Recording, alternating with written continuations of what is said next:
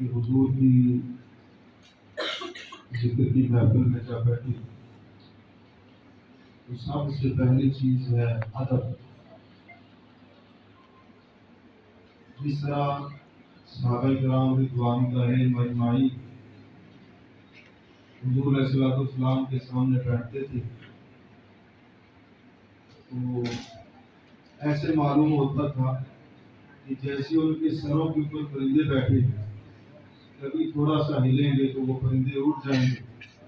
جس طرح حضور کے تنے ہوئے اس طرح بالکل خاموش ثابت سامت. یہ پہلا ادب ہے. حضرت امام مالک رضی اللہ تعالیٰ عنہ حدیث کا درس دے رہے تھے تو حدیث کا درس دیتے دیتے 16 مرتبہ آپ کے چہرے کی رنگت بدلی. آپ نے حدیث پڑھانا منقطع نہیں کیا، ختم نہیں کیا. جب حدیث پڑھا کے فارغ ہوئے طالب علموں نے کہا کہ حضرت آپ کی رنگت بدل رہی تھی، بار بار ہم دیکھ رہے تھے کہ آپ کے چہرے کی رنگت بدل رہی ہے. تو آپ نے فرمایا میرا قمیص اٹھاؤ. قمیص اٹھا کے دیکھا اس کے اندر بچھو تھا جس نے 16 ڈانگ لگائے تھے، لیکن آپ نے صرف اس وجہ سے حرکت نہیں کی تھی کہیں حضور کی حدیث میں خلل نہ آ جائے. ایک ایک حدیث حاصل کرنے کے لیے صحابہ کرام نے سینکڑوں میل کا سفر طے کیا. اور حضرت امام مالک رضی اللہ تعالیٰ عنہ کے پاس کثیر گھوڑے تھے، لیکن مدینہ طیبہ میں کبھی گھوڑے کے اوپر سوار نہیں ہوئے. تو پوچھنے والوں نے پوچھا کہ آپ کے پاس سواری بھی ہے، سوار نہیں ہوتے؟ تو آپ فرماتے مجھے اس بات سے حیا آتی ہے کہ جس زمین پر حضور چلے ہوں وہاں پر میری سواری کے قدم نہیں. جب تک ادب نہیں ہوگا کوئی بھی چیز آپ حاصل نہیں کر سکتے. اور عربوں کو اللہ تعالیٰ نے ادب کمال کر دیا تھا. حضرت عباس رضی اللہ تعالیٰ عنہ حضور کے چچا جان ہیں اور آپ عمر میں حضور سے بڑے تھے. ایک مرتبہ کسی نے پوچھ لیا انت اکبر و رسول اللہ صلی اللہ علیہ وسلم، یہ بتاؤ کہ آپ بڑے ہیں یا حضور بڑے ہیں؟ آپ اگر یہ جواب دیتے کہ میں بڑا ہوں تو بے ادبی ہوتی. اگر کہتے کہ حضور بڑے ہیں تو بات واقعے کے خلاف ہے، کیونکہ حضور کی پیدائش بعد میں ہوئی ہے، وہ اس دنیا میں پہلے آئے ہیں. بات واقعے کے خلاف ہے. یہ بات ایسے ہی ہے کہ جس طرح میاں صاحب نے فرمایا کہ پھنس گئی جان سی گندی اندر جی میرے نے کرنا رونا کرو محمد تاجر تھے مرنا. یہ سوال اتنا مشکل تھا. اب انہوں نے جو جواب دیا وہ جواب سنیں گے تو سر دھونیں گے. انہوں نے جواب کیا دیا؟ وہ کہتے ہیں ہوا اکبر منی وانا ولدت قبلہ، کہتے ہیں کہ بڑے تو حضور ہی ہیں. سبحان اللہ. بڑے تو حضور ہی ہیں لیکن ولادت پہلے میری ہوئی. پیدا میں پہلے ہوا تھا لیکن بڑے جو ہے وہ حضور ہی ہیں. یہ اللہ تعالیٰ اپنے محبوب کے ذکر کی جو توفیق دے دیتے ہیں چھوٹی بات نہیں ہے. اور یہ بھی یاد رہے کہ حضور کا ذکر کوئی ہمارا محتاج نہیں ہے. ہم ذکر کریں یا نہ کریں اس سے جو ہے وہ کوئی فرق نہیں پڑتا. یعنی حضور کی شان میں نہ تو زیادتی ہے نہ کمی ہے. ہمارے کرنے سے کچھ نہیں ہونا، کیونکہ حضور کا ذکر تو اللہ تعالیٰ خود بڑھا رہا ہے اور بڑھاتا رہے گا. اللہ تعالیٰ نے خود فرما دیا وَرَفَعْنَا لَكَ ذِكْرَكَ، اے میرے محبوب ہم نے آپ کی خاطر آپ کے ذکر کو بلند کر دیا ہے. کتنا بلند کر دیا ہے؟ حضرت جبریل خود آئے اور خود جو ہے وہ ارشاد فرمایا کہ اللہ تعالیٰ فرما رہا ہے میرے محبوب اذا ذکرت ذکرت معی، میرے محبوب جہاں جہاں میرا ذکر ہوگا وہاں پر آپ کا بھی ذکر ہوگا. سبحان اللہ. ذکر کتنا ہو رہا ہے؟ ان اللہ و ملائکتہ یصلون علی النبی یا ایھا الذین آمنوا صلوا علیہ وسلموا تسلیما. اللہ فرما رہا ہے کہ بے شک اللہ بھی نبی مکرم صلی اللہ علیہ وسلم پر درود بھیج رہے ہیں، اس کے فرشتے بھی بھیج رہے ہیں. اے ایمان والو تم بھی میرے محبوب کے اوپر درود بھیجو. گویا اللہ تعالیٰ یہ فرما رہا ہے کہ میں خود بھی میرے سارے فرشتوں بھی آؤ مومنوں تم سب مل جاؤ اور ہم سب مل کے ذکر مصطفیٰ کی دھوم مچاتے ہیں. اب اللہ تعالیٰ ہمیں کہتا ہے یا ایھا الذین آمنوا صلوا علیہ وسلموا تسلیما، اے ایمان والو تم میرے محبوب کے اوپر درود بھی بھیجو، سلام بھی بھیجو. لیکن ہم جب سلام درود بھیجنے کی باری آتی ہے تو ہم کیا کہتے ہیں؟ ہم کہتے ہیں اللہم صلی علی سیدنا و مولانا محمد، یا الہی تو ہمارے آقا و مولا صلی اللہ علیہ وسلم پر درود بھیج۔ وہ ہمیں کہتا ہے تم بھیجو، ہم کہتے ہیں یا الہی تو بھیج، ہم کہتے ہیں تو بھیج، لیکن کیوں کہتے ہیں؟ اس نے ہمیں آرڈر دیا ہے، ہم کہیں یا نہ کہیں، اللہ تعالیٰ کی بارگاہ میں عرض کریں یا نہ کریں، وہ تو پہلے ہی فرما چکا ہے ان اللہ و ملائکتہ یصلون علی النبی، بے شک اللہ بھی اس کے فرشتے بھی نبی مکرم صلی اللہ علیہ وسلم پر درود بھیج رہے ہیں۔ ہمارے کہنے یا نہ کہنے سے کچھ بھی نہیں ہوگا، جو ہم کہہ رہے ہیں وہ تو پہلے ہی کر رہا ہے، جو قائد سلام کے لیے ہم کہہ رہے ہیں وہ تو پہلے ہی کر رہا ہے ان اللہ و ملائکتہ یصلون علی النبی، پھر ہم کیوں کہہ رہے ہیں؟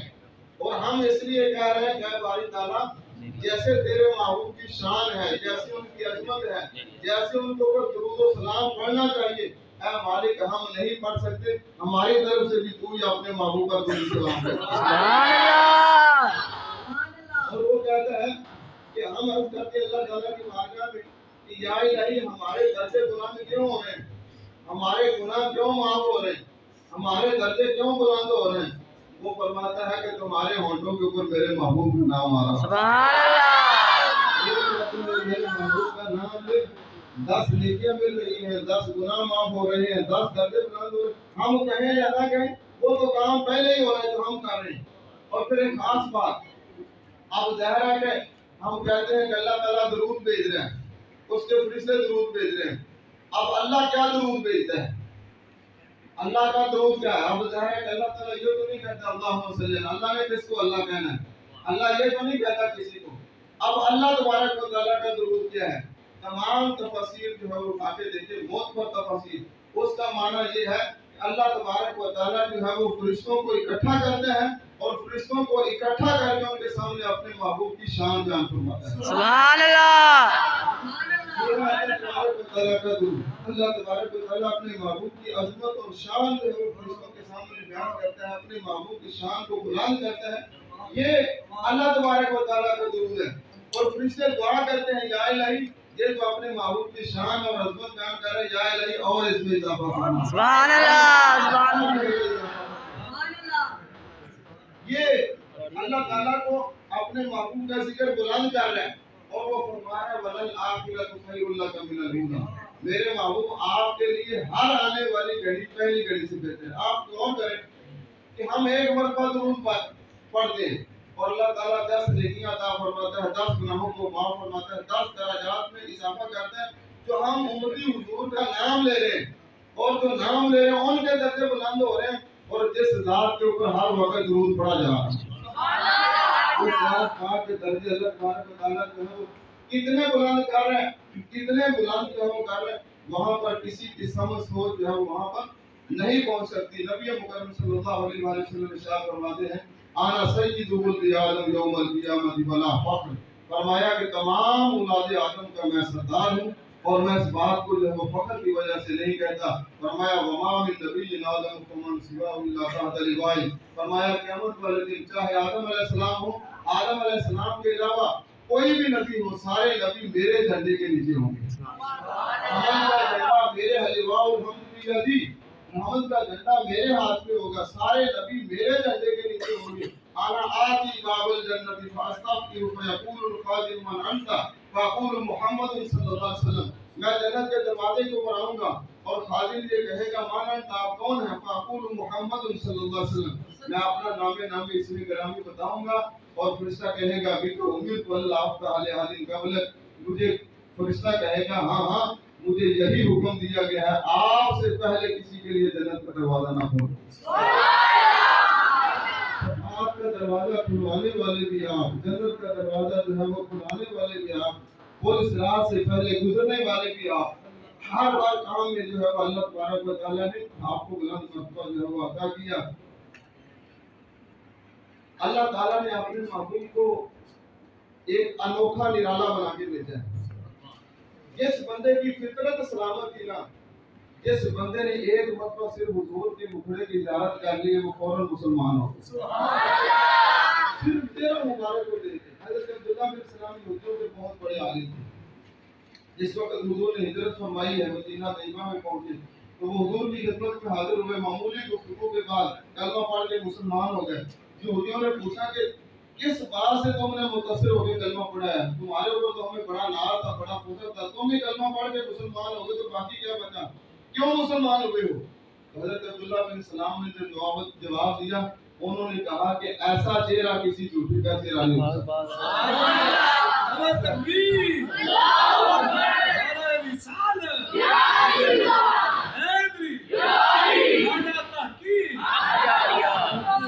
ایسا چہرہ جو ہے وہ کسی جھوٹے کا چہرہ نہیں ہو سکتا. اور جو شخص آقا علیہ الصلوۃ والسلام کے ساتھ ایک مرتبہ مصافحہ کر لیتا تھا, جس کا ہاتھ حضور کے ہاتھ کے ساتھ ٹچ ہو جاتا تھا, کئی دنوں تک اس بندے کے ہاتھ سے خوشبوئیں نہیں جاتی تھی. اور جس بچے کے ساتھ جو حضور کی عادت مبارک تھی, معمول تھا, نماز پڑھ کے حضور باہر نکلتے تو کسی بچے کے سر کے اوپر حضور ہاتھ رکھتے تھے, کسی بچے کے رخسار کے اوپر شفقت سے ساتھ جو وہ ہاتھ رکھتے تھے. اور جس بچے کے سر کے اوپر آقا علیہ الصلوۃ والسلام ہاتھ رکھتے تھے, وہ بچہ دوسرے بچوں سے ممتاز ہو جاتا, اس کی شان جو ہے وہ دوسروں سے بڑھ جاتی. کیوں؟ اس بچے کے پاس سے خوشبوؤں کے حلے آنا شروع ہو جاتے. حضرت جابر بن سمرہ فرماتے ہیں, میں گلی میں تھا, حضور نماز پڑھ کے باہر نکلے اور حضور نے میرے رخسار کے اوپر جو ہے ہاتھ مبارک رکھا, اور مجھے ایسے معلوم ہوا کہ جیسے ابھی حضور نے کسی عطار کے برتن سے اپنا ہاتھ باہر نکالا, یعنی خوشبو فروش کے برتن سے ابھی حضور نے اپنا ہاتھ مبارک جو ہے وہ باہر نکالا ہو, مجھے ایسے معلوم ہوا.